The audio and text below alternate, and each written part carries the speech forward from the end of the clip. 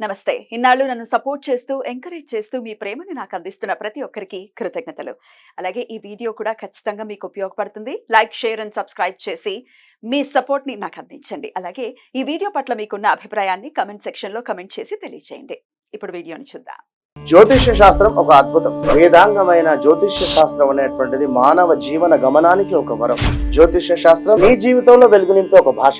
ఆ భాష నీకు అర్థమైతే ప్రకృతి నీతో మాట్లాడుతుంది. అస్ట్రాలజీ నేర్చుకోవాలి అనుకునే వారికి అద్భుత అవకాశం. మురళీధర శర్మ గారి అస్ట్రాలజీ క్లాసెస్ అతి త్వరలో మొదలు కాబోతున్నాయి. 100% జాబ్ గ్యారంటీ. వివరాల కొరకు సంప్రదించండి. నమస్తే, వెల్కమ్ టు అవర్ ఛానల్. నేను పద్మిని. ప్రస్తుతంతో పాటు ప్రముఖ ఆధ్యాత్మికవేత్త, జ్యోతిష పండితులు కేఎస్ఆర్ గారు మనతో పాటు ఉన్నారు. మాట్లాడదాం. సార్ నమస్తే. సార్ అష్టమి తిథికి చాలా చాలా ప్రాముఖ్యత ఖచ్చితంగా ఉంది. అటు శుక్లపక్షం అవ్వచ్చు, బహుళపక్షం అవ్వచ్చు, రెండు పక్షాలలోనూ కూడా అష్టమి తిథిని చాలా అద్భుతంగా వినియోగించుకుంటారు. శుక్లపక్షాన్ని మాస దుర్గాష్టమిగా చేసుకుంటే, బహుళ పక్షాన్ని కాలాష్టమిగా చేసుకుంటారు. అంటే అష్టమి తిథికి అంత ప్రాముఖ్యతని ఖచ్చితంగా శాస్త్రం ఇచ్చింది అని అనుకోవచ్చు. మరి ఈ కాలాష్టమి, శనివారం అర్ధరాత్రి ఉండబోయేటటువంటి ఈ కాలాష్టమిని ఎట్లా వినియోగించుకోవచ్చు? తప్పకుండా. అంటే ఇక్కడ మనం కాలాష్టమి అనేది ముఖ్యంగా మనకి ఏంటంటే భయం ఉంటుంది. అష్టమి అంటే ఇంకా ఏదో అష్ట కష్టాలు పడతామేమో అని. ముహూర్తాలకి మాత్రమే అనుకుంటా కదా. రైట్.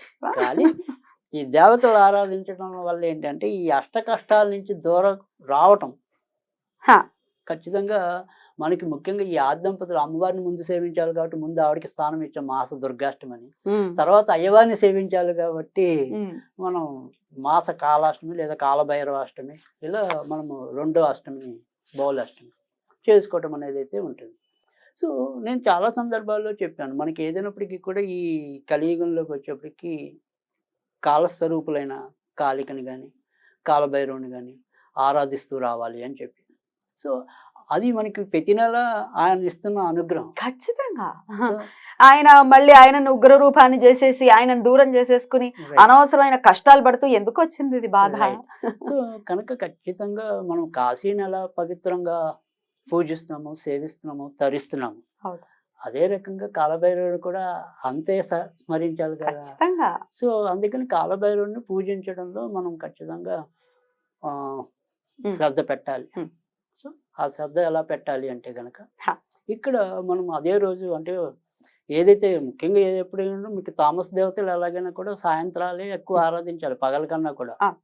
సో అలా కాలభైరవుని కూడా మనం రాత్రి అంటే తిథి వచ్చేదాకా మీరు ఉండలేకపోయినా కనీసం ప్రదోష వేళ నుంచి శనివారం కలిసి వచ్చింది. శనివారానికి ఏమైనా ఉంటుందా అండి? శనివారం అష్టమి రావడానికి శనివారం అష్టమి అనేది ఖచ్చితంగా మనం కాలభైరవుడు ఆరాధనలో ప్రముఖ స్థానం వహిస్తుంది. సో శనివారం అమావాస్య అనేది, శనివారం అష్టమి అనేది, ఈ రెండు కూడా కాలభైరవుడిని ఆరాధించడానికి బాగా ఉపయోగం అనేది ఉంటుంది. తర్వాత రెండోది ఏంటంటే శనివారం అమావాస్య కూడా వస్తే ఒకవేళ శనిని కూడా మనకి ఎక్కువ ఉపయోగించుకున్నాం, అంటే శని అమావాస్య అని అంటారు కదా. రైట్. కనుక ముఖ్యంగా ఇక్కడ శనిపరమైన దోషాలు ఎవరు ఎదుర్కొంటున్నా కూడా నేను ఎక్కువ చెప్పేది కాళికాదేవిని కానీ కాలభైరవుని కానీ పూజించండి అని. సరే అన్ని ఎలాగో అది అలవాటైన వాళ్ళు అలా అలవాటు అవుతాం. బట్ కానీ ఇప్పుడున్న సంప్రదాయాల ప్రకారం అయితే కనుక ఖచ్చితంగా కాలభైరవుడు మనకి ఎక్కువ ఉపయోగపడటం అనేది కూడా కనిపిస్తుంది. కనుక శనితో బాధపడే వాళ్ళు ఎవరైతే ఉంటారో ముఖ్యంగా ఇప్పుడు కనుక మనం చెప్తే, అంటే అందరూ చేసుకోండి తప్పేం లేదు, కానీ ప్రత్యేకించి కనీసం అయితే కనుక కర్కాటక రాశి వాళ్ళు చేసుకోవటం అనేది మంచిది, చేసుకోవాలి. రైట్. ఎందువల్లండి? ఎందుకంటే వాళ్ళకి అష్టమ శని అనేది కొంత వక్రగతి వల్ల ఏదైనప్పటికీ కూడా శని అయితే స్థానం మారట్లేదు, జస్ట్ చూపు మాత్రమే మారట్లేదు. రైట్. సో తర్వాత వచ్చేప్పటికి వృశ్చిక రాశి అనేది, తర్వాత మకరం, కుంభం, మీనం ఎలాగో ఉంటాయి. సో వీళ్ళు కనీసం అయితే తప్పకుండా చేసుకుంటే ఇంకా మంచిది. కానీ మన యొక్క కోరిక ఏంటంటే అసలు అందరూ చేసుకోవాలి. కరెక్ట్. సో వీళ్ళు ఇంకొద్దిగా ప్రత్యేకం. సో ఆ రకంగా చేసుకుంటే కనుక మంచి. ఎలా చేసుకోవాలి అంటే కనుక ఇక్కడ మనం ఎప్పుడు చెప్పేది ఏంటంటే ఆయన యొక్క ఏదైతే మంత్రం ఉంటుందో అది ఏంటి అంటే కనుక ఓం ఊం జూం బం కాలభైరవాయ నమః. హూం ఎరలావాలో హూం ఉంది. తర్వాత జూం బం కాలభైరవాయ నమః. సింపుల్. ఇది 108 సార్లు కానీ 54 సార్లు కానీ చేసుకోవాలి.